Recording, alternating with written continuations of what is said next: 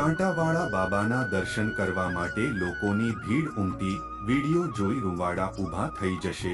આપણા દેશમાં કેટલાય એવા સાધુ છે જે પોતાની કપરી તપસ્યાઓને કારણે લોકોમાં પ્રખ્યાત હોય છે।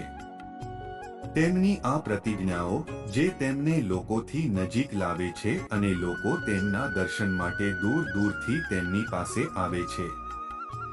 આવા જ એક કાંટાવાળા બાબા છે જે માઘ મેળામાં પધાર્યા છે। બાબાનું રહેવાનું સુવાની રીત જોઈને તમને પણ ચક્કર આવી જશે। હિન્દુ ધર્મમાં દેવી દેવતાઓ ઉપરાંત કેટલાય તેજસ્વી લોકો પણ છે જેમના દર્શન માટે લોકો કંઈ પણ કરવા તૈયાર થઈ જતા હોય છે। ઘણીવાર આ લોકો કોઈ મોટા અનુષ્ઠાનમાં દેખાઈ જતા હોય છે તો ઘણીવાર કોઈ મોટા મેળામાં પણ જોવા મળે છે। આવા જ એક માઘ મેળામાં એક સાધુ છે જેમના દર્શન માટે લોકો દૂર દૂરથી આવી રહ્યા છે। આ બાબાની ખાસિયત એ છે કે તે 24 કલાક કાંટાથી ઘેરાયેલા રહે છે। આપણા દેશમાં કેટલાય એવા સાધુ છે જે પોતાની કપરી તપસ્યાઓને કારણે લોકોમાં પ્રખ્યાત હોય છે। તેમની આ પ્રતિજ્ઞાઓ જે તેમને લોકોથી નજીક લાવે છે અને લોકો તેમના દર્શન માટે દૂર દૂરથી તેમની પાસે આવે છે। આવા જ એક કાંટાવાળા બાબા છે જે માઘ મેળામાં પધાર્યા છે। બાબાનું રહેવાનું સુવાની રીત જોઈને તમને પણ ચક્કર આવી જશે। પીટીઆઈના રિપોર્ટના જણાવ્યા રાજ્યમાં માઘ મેળામાં સંગમમાં હાલમાં બાબાના દર્શન કરવા લોકો પહોંચ્યા છે। મેળામાંથી બાબાનો એક વિડિયો વાયરલ થયો છે જેમાં તેઓ કાંટાવાળી પથારી કરીને તેના પર સૂતેલા દેખાય છે।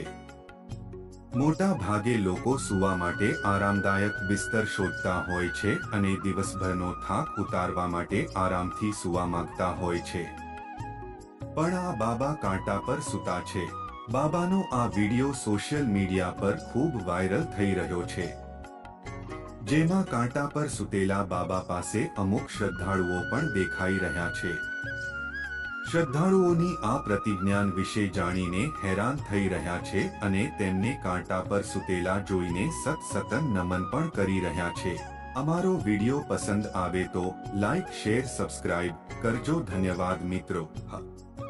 અગત્યની સૂચના, અહીં આપેલી માહિતી માત્ર માન્યતાઓ અને જાણકારીઓ પર આધારિત છે અને ઇન્ટરનેટ અને ન્યૂઝપેપરના માધ્યમથી લેવામાં આવી છે।